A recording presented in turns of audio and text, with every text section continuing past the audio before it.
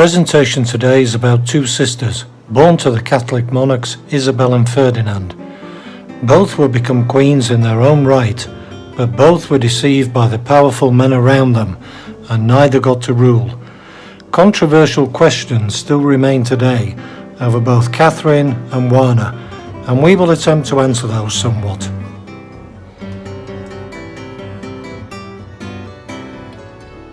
In the last quarter of the 15th century, the Catholic monarchs, Isabel and Ferdinand, ruled over a union of Castile and Aragon that was arguably one of the most powerful political entities in Europe. Their marriage had united Castile and Aragon, protecting both from incursion by France, enabling them to lead a combined Christian force against the Moors, leading to the surrender of Granada in 1492. And their union formed the basis for the later formation of Spain as a country. Moreover, in 1492, Isabel and Ferdinand had financed Christopher Columbus' first expedition to the New World, thus cementing the future riches that would flow to Spain from there.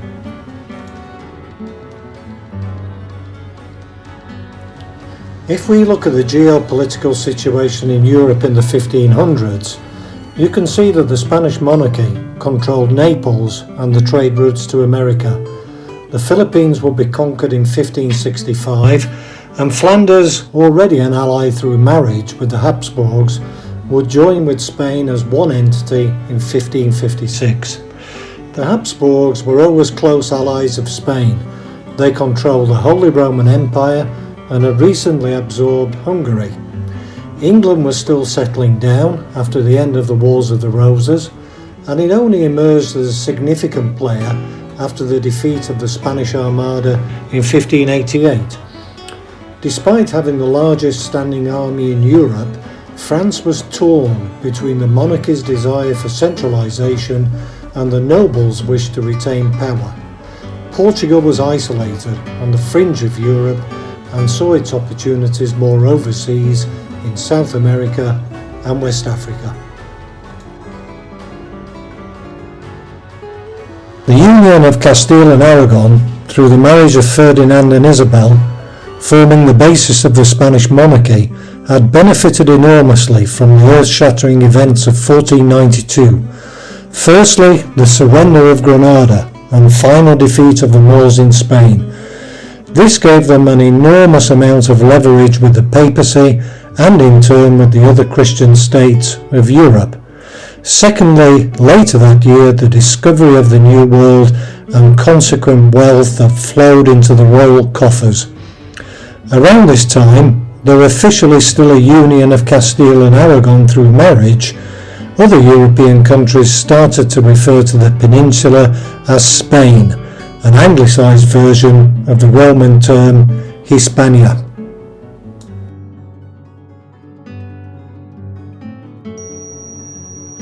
Ferdinand and Isabel aimed to cement their power through a complex web of alliances largely against France, and utilising their children by marrying them off to potential allies. Their eldest daughter Isabel was married to Prince Alfonso of Portugal in 1490 and was Queen of Portugal until Alfonso's death 1 year later, as well as being heir to Castile and Aragon after the death of her brother Juan. 6 years later, she was to marry Manuel I of Portugal. However, in 1498, she died after childbirth.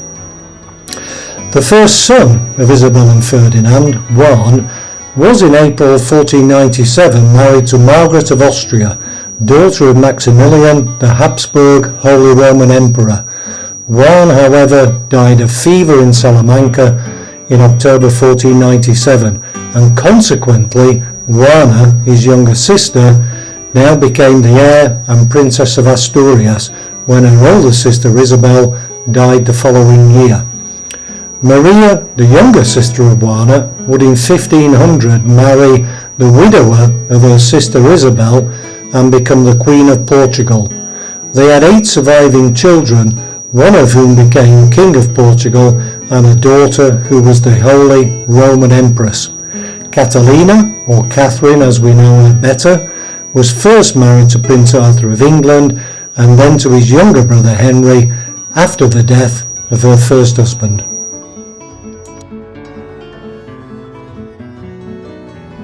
For Catherine and Juana, both marriages would end in tragedy, but in different ways, as they became victims of the aims of the powerful men around them.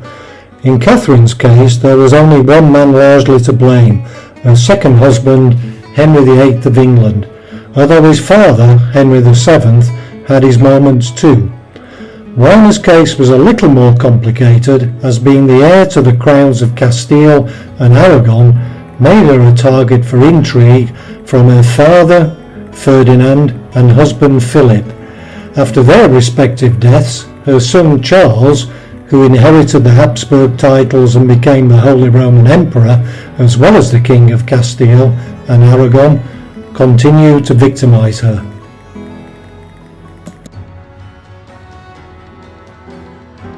But let's start the presentation with Juana, as she's not as well known to English speakers as her sister Catherine. On paper, Juana was the Queen of Castile from the death of her mother Isabel in 1504 to her own death in 1555. However, we will see later that she rarely got to rule. She was born in 1479 in Toledo, the third surviving child of the Catholic Monarchs. Like all royal children, she was extremely well educated in arts, sciences, geography, history and philosophy, and could speak all the Iberian languages, including Catalan and Galician Portuguese, as well as French and Latin. In addition, she was quite an active and sporty girl, taking a keen interest in riding, hunting and hawking. She was also an accomplished clavichord player. Her mother, Isabel, was intensely religious, and in particular felt it her duty to God to remove the Moors from Spain. Under Isabel, the Spanish Inquisition started, and she later expelled the Jews, a harsh treatment to the former who had largely financed her wars and her expeditions to North America.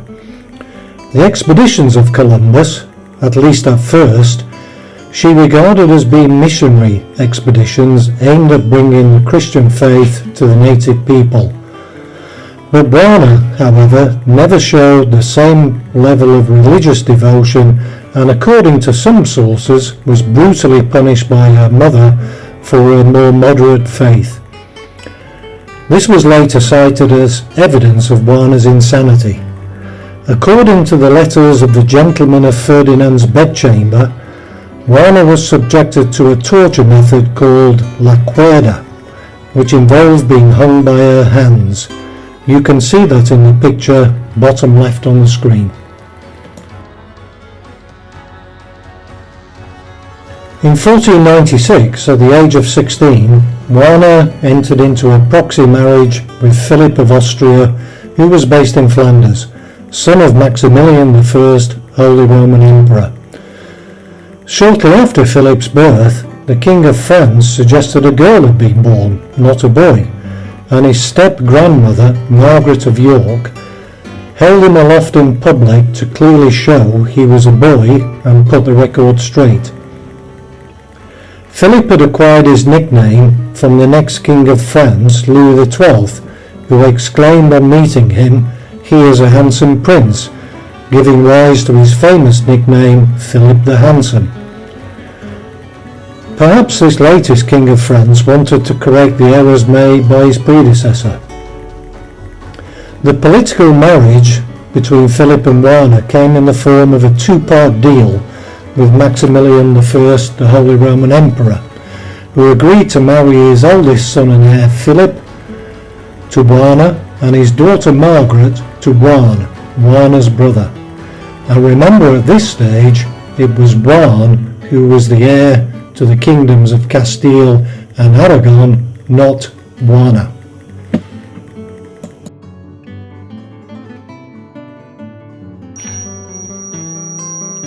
In August 1496, Isabel accompanied her daughter Juana to Laredo on the northern coast of Spain. Juana was only ever to see one of her siblings once again, by accident Catherine, in England in 1506. Isabel had wisely written to King Henry VII of England asking him to shelter her daughter if they had to seek refuge in England due to storms, and indeed they did, and for 3 days Juana's ship was moored at Portland, where she was entertained by local nobility in a manner befitting the daughter of the Catholic Monarchs. If you go to Laredo today, you can see the house where Isabel and Juana stayed before the journey, with its plaque on the wall outside. The house must have been impressive in its time, as the plaque explains that in August 1496 Isabel and Juana stayed there 1 month, Catherine and Isabel in 1501 prior to her marriage trip to England, and even the son of Juana, Holy Roman Emperor Charles V, stayed there in October 1556. Juana finally arrived in Flanders during September, but with no Philip to meet her, and the couple first met face to face on October the 19th, 1496. The wedding had actually been planned for the next day.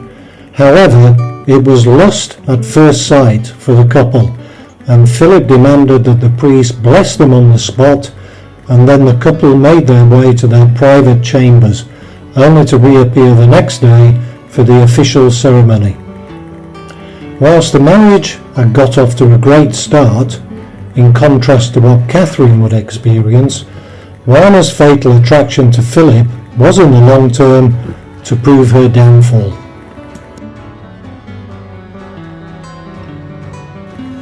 Together the two would go on to have 6 children, including Charles V, who would become King of Spain and the Holy Roman Emperor, Ferdinand, who succeeded his brother as Holy Roman Emperor, and 4 daughters, all of whom would go on to become queens in their own right.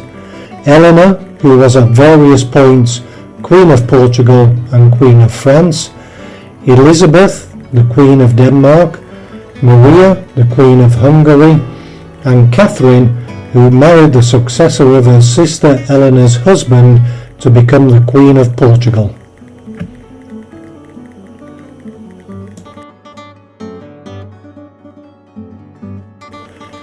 Philip was from a Habsburg and Burgundy background, where the man ruled the nest, unlike Juana's experience with her mother Isabel, and he soon started to control Juana. She could not turn a blind eye to his infidelity and other diversions, and often flew into rages. She would be banished to her rooms, and often went on hunger strikes. She attacked Philip's mistresses, and eventually Philip asked his treasurer to keep a diary of her actions, which he eventually used against her, showing it to her parents. One has to remember that Juana was brought up in the most conservative Catholic court in Europe. Her mother was more holy than the Pope. It was an enormous culture shock for her to be sent far away into what was a very liberal establishment to which she was just not accustomed.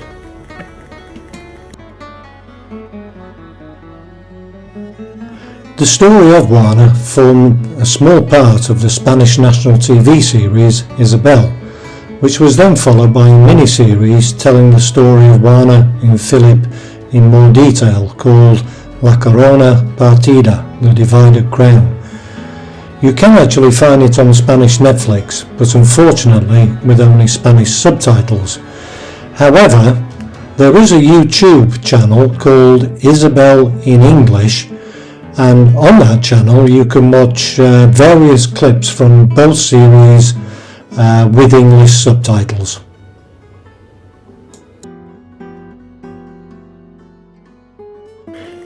If you are interested in this period of history, one easy way to sample it is through several TV series.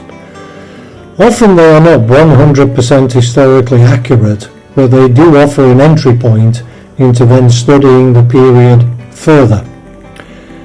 Isabel, the Spanish TV production, I've already mentioned, but it's extremely difficult to find with English subtitles.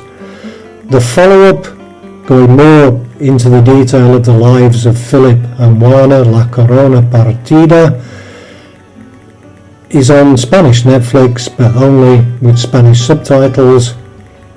3 English versions are the White Queen series. Firstly, the White Queen, which covers the Wars of the Roses. Secondly, the White Princess, which covers the period of Henry VII and his wife Elizabeth of York. And finally, the Spanish Princess, which revolves around Catherine of Aragon and her marriage to Henry VIII.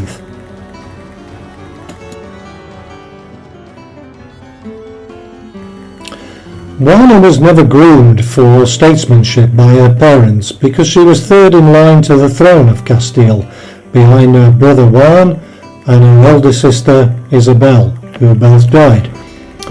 However, her brother Juan died in October 1497, some said of overindulgence in sex. He had married Margaret of Austria in January 1497 and died in October, so the heir to the throne became her elder sister Isabel, who had married King of Portugal Manuel. However, she died soon after childbirth, and now Juana was the sole heir. With this sudden rise in status, Juana became increasingly politically useful, and Philip began attempting to assert increasingly control over his independent-minded wife. In reality, she was the Princess of Asturias, i.e. the heir to the throne of Castile, but Philip started to call himself the Prince of Asturias, a title which he was not allowed to use.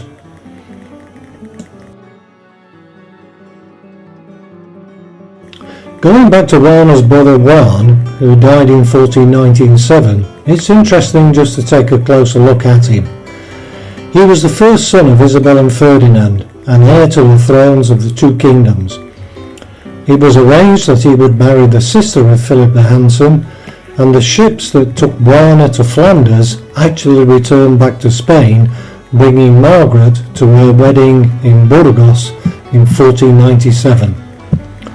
Juan was never a strong child, and it became clear to all in court that there was a very strong physical attraction between the 2 newlyweds, and the doctors advised Juan not to indulge so much. He died of tuberculosis in October 1497, thus making his sister Juana the heir to the 2 thrones. His wife Margaret actually stayed a while in Castile and taught French to Catherine of Aragon.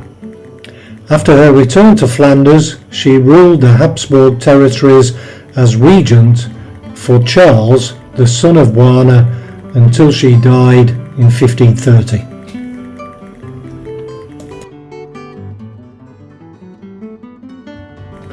As soon as she became heir, even before Isabel's death, Juana and Philip had to travel to Spain to be recognised as heirs to Castile formally. Normally that journey would have been made by sea, but Philip decided to go through France to visit his friend the King of France. This greatly concerned Isabel and Ferdinand, who demanded from the King of France that he make all necessary measures for Juana's safety, which to his credit he did. After the formal recognition by the Cortes, Isabel wanted Juana to stay in Castile to teach her how to be the queen, and to try to integrate Philip into Spanish customs and culture. Philip, however, left Juana in Castile.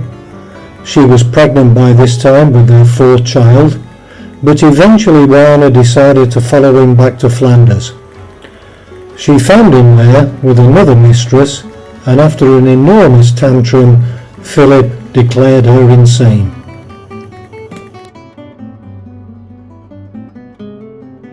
Isabel died on the 26th of November 1504. Castile and Aragon had always been united by the marriage of Isabel and Ferdinand, but neither of them had a legal claim over the other's territory. After Philip had made Isabel aware of what he called Juana's insanity, Isabel added a codicil to her will declaring that if Juana was absent, unwilling, or unable to rule, the regency would pass to Ferdinand until their grandson and Juana's son Charles became of age. Neither Isabel nor Ferdinand wanted Philip to become the regent, as they didn't trust him and believed he would represent the interests of Burgundy and possibly France in front of Castile. At the Council of Toro in 1505, Ferdinand proved to the Cortes that Juana was unfit to rule and that he should act as regent. However, he knew that his position with the Castilian nobility was not strong, so he did the unthinkable and he married the niece of the King of France to bolster his strength in Castile and against Philip. Finally, to avoid a possible war, it was agreed that Ferdinand and Philip would rule jointly in Juana's name.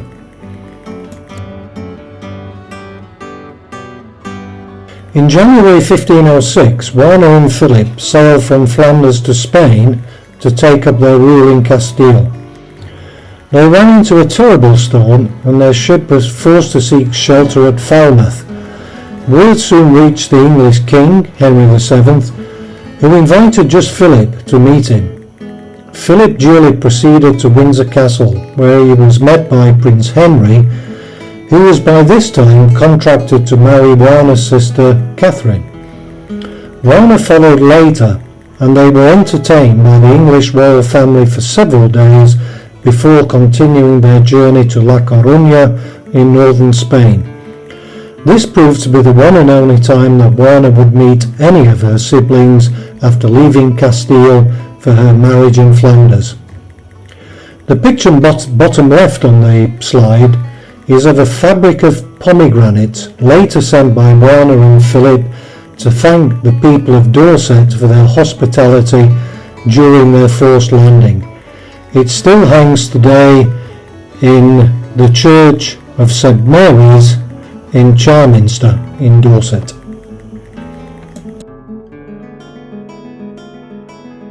After Juana was successful in being recognised as Queen of Castile by the Cortes, Philip and Ferdinand met in Villafafila in June 1506. The two men were determined that an unstable Juana would not rule. The negotiations could be considered a little one-sided, as Philip had an army present while Ferdinand a few courtiers, as is shown in the picture on the screen. It was agreed that Philip would become the sole regent of Castile and that Ferdinand would retreat to his homeland in Aragon, of which Juana was also the heir. On his return to Aragon, however, Ferdinand testified to a notary that he had been tricked into the agreement and he did not recognise its validity.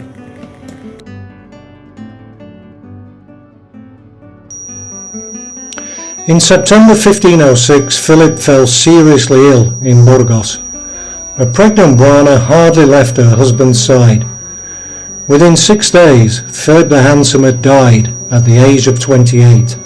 Rumours spread quickly that Ferdinand had poisoned him, but Philip was always careful what he ate and drank, and even had official food testers. Despite the unkind treatment he gave Juana throughout their 10-year marriage, Juana refused to leave her husband's corpse for a disturbingly long time. It was his wish to be buried in Granada, and Juana decided to take his dead body from Burgos to Granada on foot. On the way to Granada, where Philip was to be buried, Juana was rumoured to have opened his coffin to kiss and embrace him. She insisted they travel at night so that women would not be tempted by him. During the day, she would rest in monasteries, deliberately avoiding nunneries. With Ferdinand away at war in Naples, Juana now had the chance and some support to seize power, but she did not act. Ferdinand, on his return from Naples, ordered that the procession stop at Tordesillas, close to Valladolid. Philip's body was interned there, and only moved to Granada when his son Charles ordered the building of the Capilla Real in 1521.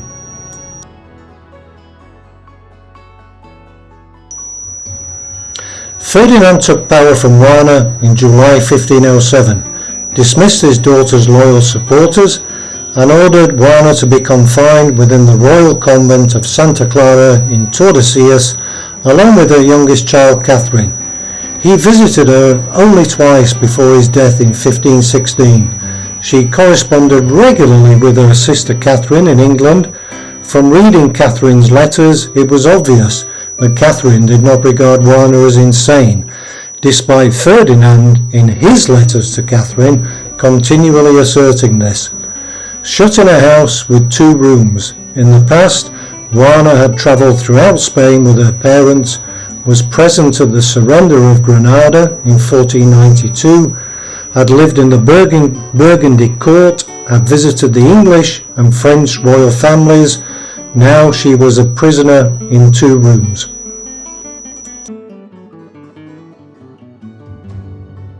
In January 1516, Ferdinand died of natural causes in Extremadura. Juana was only informed of this 4 years later, in 1520. Ferdinand's grandson and the son of Juana, Charles, became the King of Castile and later the Holy Roman Emperor after the death of Maximilian. The death of Maximilian took Charles increasingly away from Castile and Aragon, and this caused much resentment amongst the powerful nobility there.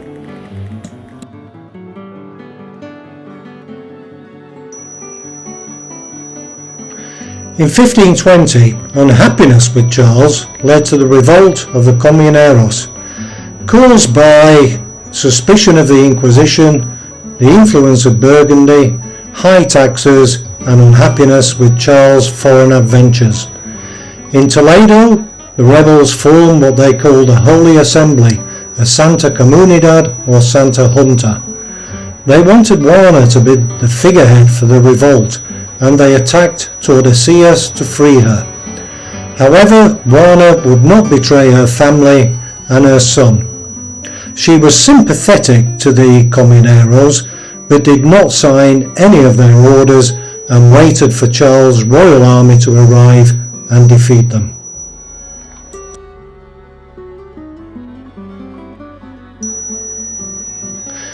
The man in charge of Juana's imprisonment at Tordesillas was the Marquis of Denia.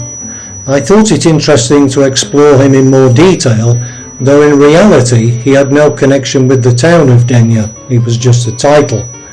He was very close to the royal families, having fought in Ferdinand's army, and indeed after the death of Ferdinand at Caceres in 1516, he accompanied the body to Granada for burial. Charles V appointed him to Tordesillas, and he governed it until his death in 1536. There he employed a very strict and cruel regime. Juana was often refused medical care and even had her personal possessions stolen. But did Denia, who obviously knew more than most about her, believe that she was insane?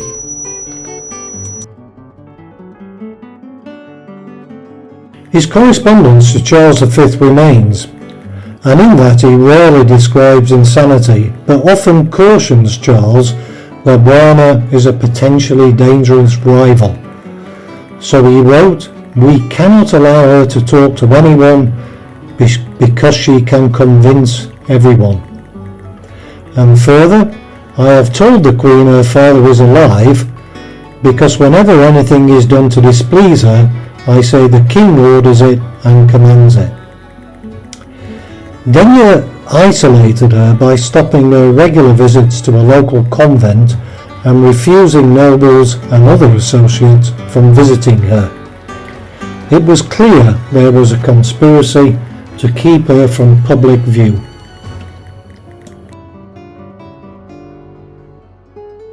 In 1525, Juana was dealt a serious blow when her 18-year-old daughter Catherine was taken away in the night to marry the King of Portugal.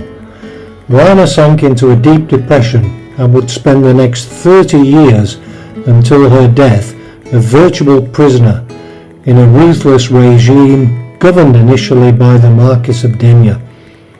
She apparently became convinced that some of the nuns that took care of her wanted to kill her.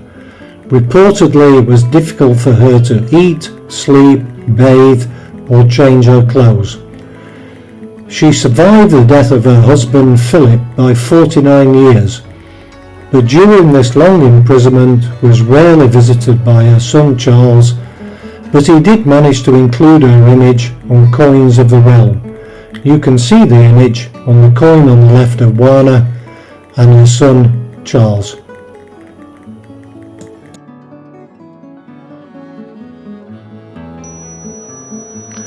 Juana died of natural causes at the age of 76 on Good Friday 1555. Today she is reunited with her husband and parents in the Capilla Real in Granada. There also lay the remains of the son of her elder sister Isabel, Miguel, the Prince of Asturias. On paper, Juana was actually one of the longest serving Iberian monarchs, but seldom got to rule. However, her children were married into some of the most powerful families in Europe, and through her protection of her son Charles, she defended the Habsburg interest in Spain and Europe. Was she mad or just maltreated? We will return to that question after moving on to her younger sister, Catherine of Aragon.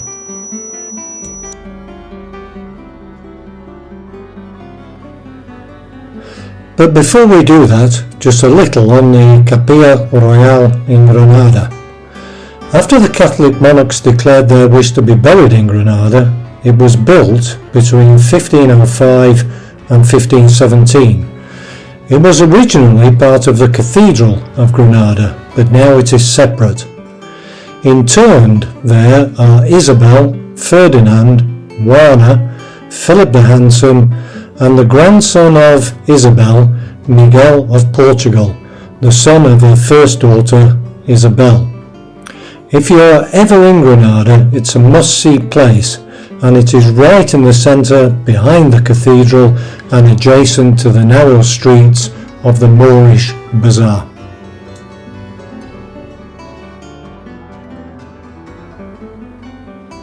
Now on to Catherine of Aragon.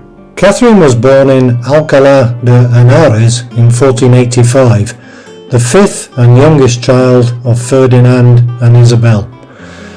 Her statue today stands outside the Archiepiscopal Palace of Alcalá.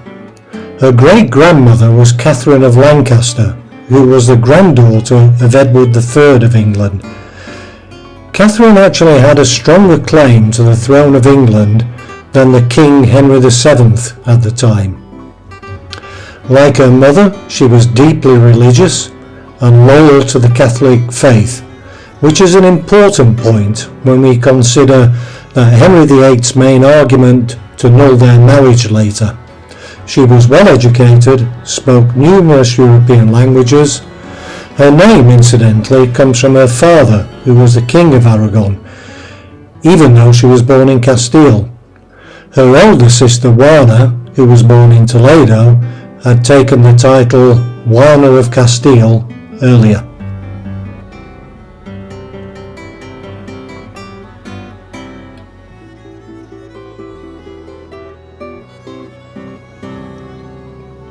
It is interesting to look in more detail at Catherine's descendancy from Edward III, who was King of England for 50 years, from 1327 to 1377.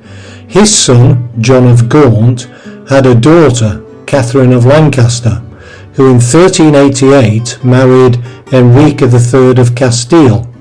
Their son Juan was the father of Isabel la Catholica, the Queen of Castile, who married Ferdinand of Aragon, and their final child was Catherine.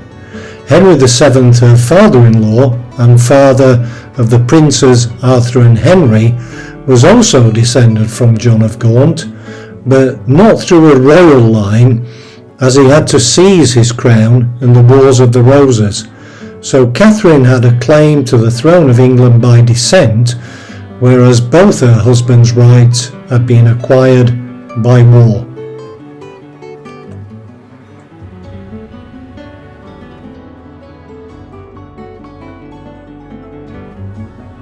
From an early age, she was promised to Prince Henry, heir to the English throne, to cement a powerful alliance against France.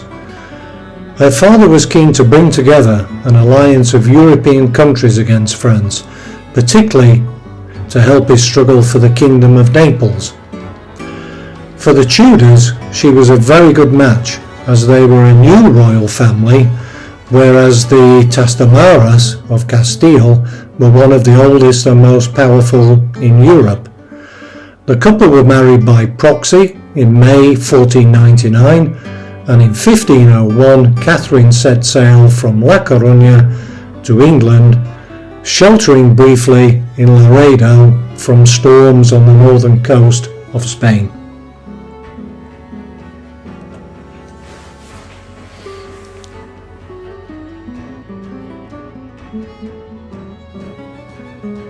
The young couple were married at a lavish ceremony at St Paul's Cathedral, November 1501. Arthur was Prince of Wales, so they left the capital more or less immediately for him to take up his official duties at Ludlow Castle, from where Wales was governed. Arthur was though taken ill and died in April 1502, aged only 15. It is thought he died from the sweating sickness, a flu-like illness thought to be spread by rats. Such a disease could kill anyone, rich, poor or royal. He was buried at Worcester Cathedral, and now Catherine was alone and a widow in a foreign country at the age of 16.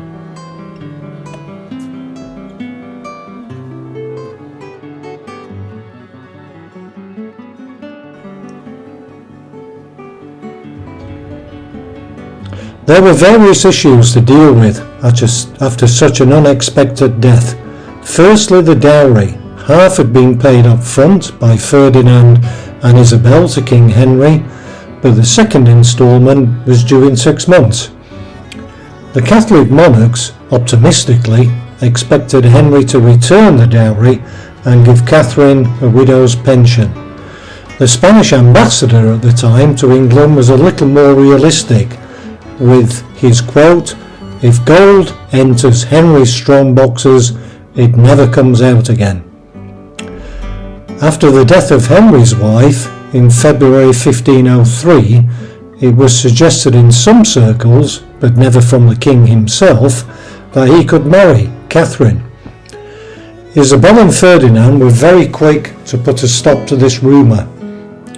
Later it was suggested that Henry could marry Juana after the death of Philip the Handsome. Ferdinand by this time was a widower, and he was not keen to have the King of England involved so deep with the Habsburg family connections. Catherine then settled down to live a very frugal life in London, often having to sell her jewellery to cover costs. She even served as the paid ambassador to England, Europe's first female ambassador.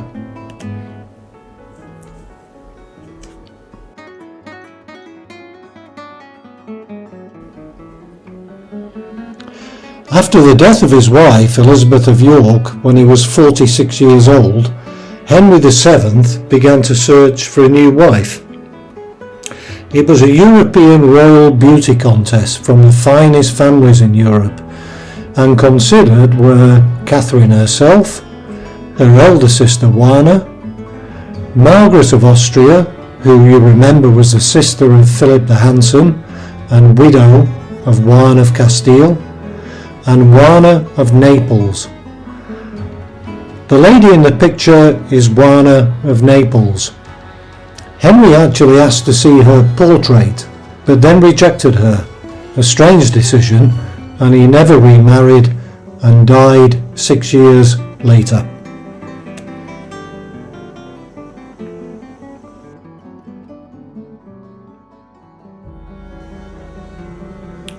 Back to Catherine. Finally, it was agreed in June 1503 that Catherine would marry Arthur's brother, Prince Henry, Duke of York. But they would have to wait some time, as he was only 11 at the time. The other big stumbling block was that it was illegal to marry the widow of a dead brother. It was argued to the Pope that the marriage was void as it had never been consummated. We will return to that later.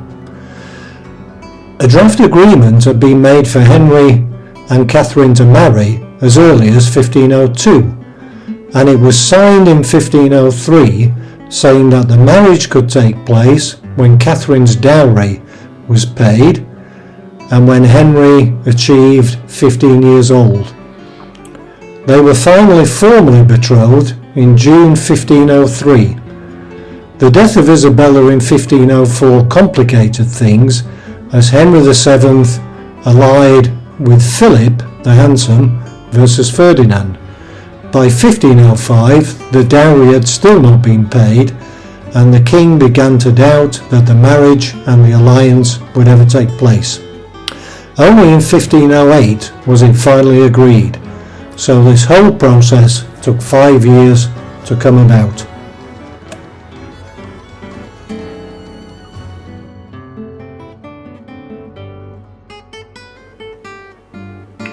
Henry VII died of tuberculosis at Richmond Palace 21st of April 1509, and he was buried in Westminster Abbey next to his wife Elizabeth of York.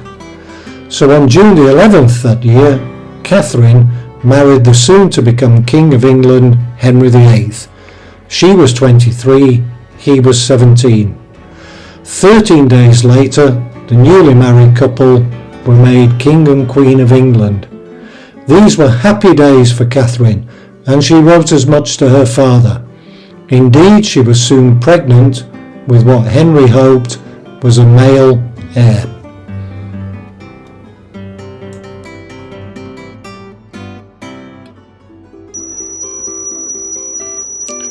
In June 1513, Henry appointed Catherine regent in England with the titles Governor of the Realm and Captain General, whilst he went to war against France.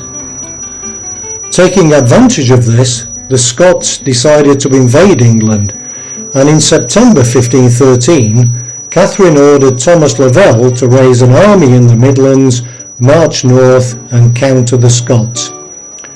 In the TV series The Spanish Princess, Catherine is shown riding into battle against the Scots at the Battle of Flodden. This is complete invention. In reality, she never went further north than Buckingham.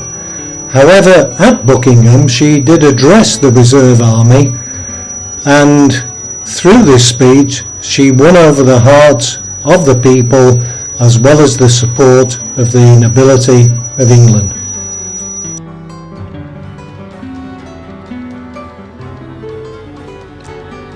Despite the affection the people showed to Catherine, and despite the respect that she had won from the nobility during her times as regent, Henry regarded her main role in life as producing a male heir to succeed him.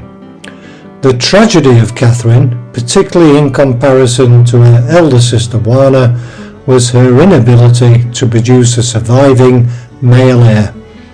She had many attempts, and indeed her son Henry was born on January the 1st, 1511, but he died several weeks later.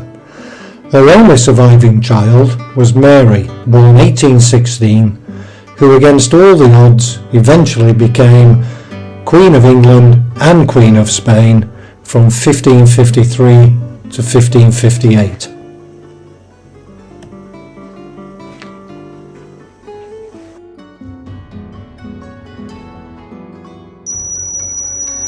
By 1525, Henry had become infatuated with Anne Boleyn, a lady-in-waiting for Catherine, and privately at least started to preach that God would punish a man who lays with his brother's widow.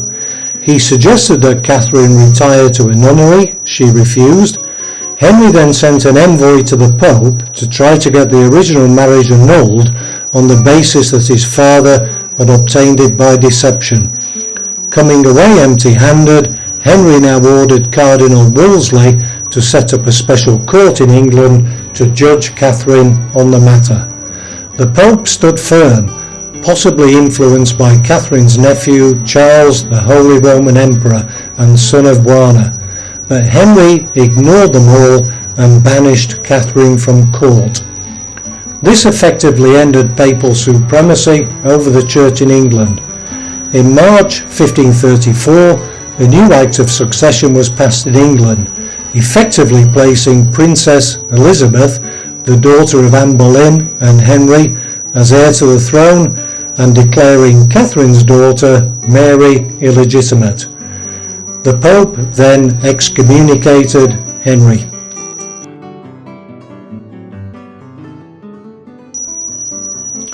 At the court hearing, Catherine had staged the scene for which she will be forever remembered. Refusing to recognise the validity of the court, she crossed from her seat, knelt before her husband, and proclaimed the validity of their marriage, her faithfulness as a wife, and the lack of blame that could be imputed to her for the loss of their children. Despite this dramatic plea, Henry did not relent. It was at Windsor Castle that she last saw him in the summer of 1531.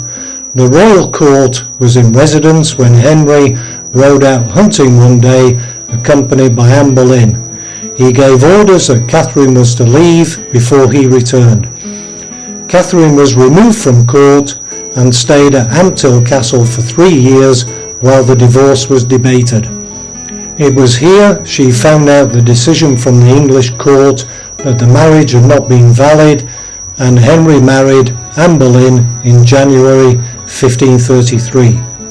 Later, Catherine was moved away from London to Buckden Castle in Cambridge.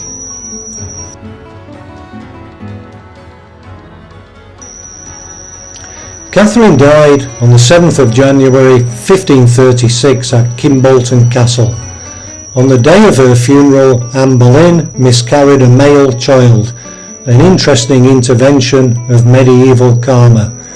It was thought at the time that Catherine was poisoned as there was a black growth on her heart, but modern experts believe this was cancer, which was unknown at the time.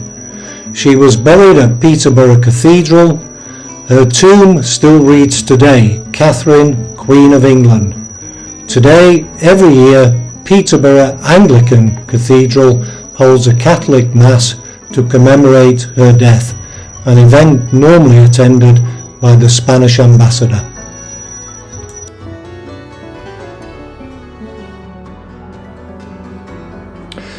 There are big questions concerning each of the sisters. Firstly, Catherine. Was the marriage between Kathleen and Arthur ever consummated? Of course we can never know. On the one hand, she was deeply religious, so would she try to trick the Pope into annulling the marriage? Her father was keen to preserve the alliance through Prince Henry, but his wife Isabel was equally devout and unlikely to trick the Pope. On the other hand, Prince Arthur had boasted to his friends the morning after his wedding that he had spent the night in Spain. This evidence was later used by Henry in his special court, but what young man has not told lies about his prowess and his conquests?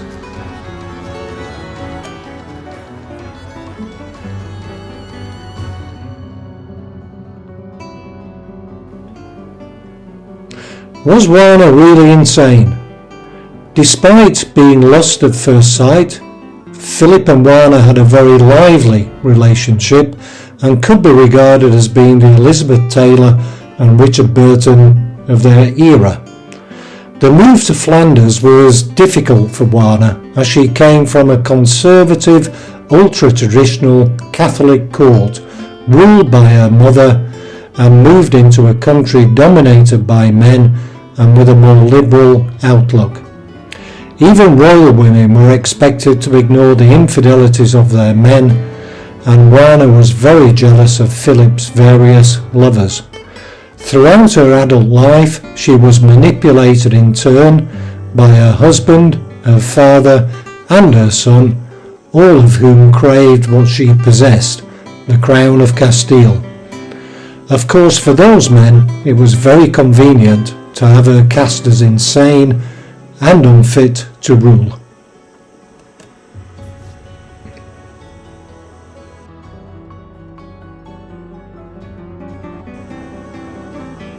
The title of today's presentation was The Tragedy of the Sister Queens. But what is more of a tragedy, being branded a lunatic, and even in Spain today being known as Juana la Loca, or being married to Henry VIII? The two sisters clearly suffered different types of tragedy. Catherine was a better survivor in a world dominated by men. She could compete with her father and her nephew Emperor Charles, but in her husband Henry she was fighting against a dictator in his own country. Both women were strong, passionate, determined, and defended their children. Catherine, however, was more politically astute than Juana, who was easily manipulated and abused by the powerful men around her. What Juana did excel at, though, was giving birth to a family that married into very powerful positions throughout Europe.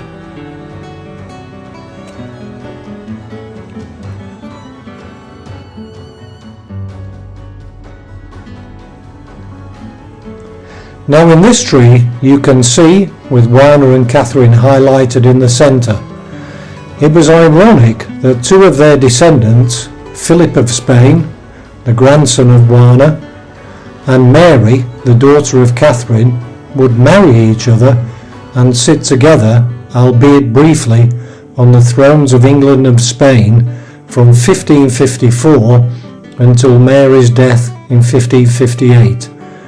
That ended in the breakdown of relations and the Spanish Armada, but that story is for another time.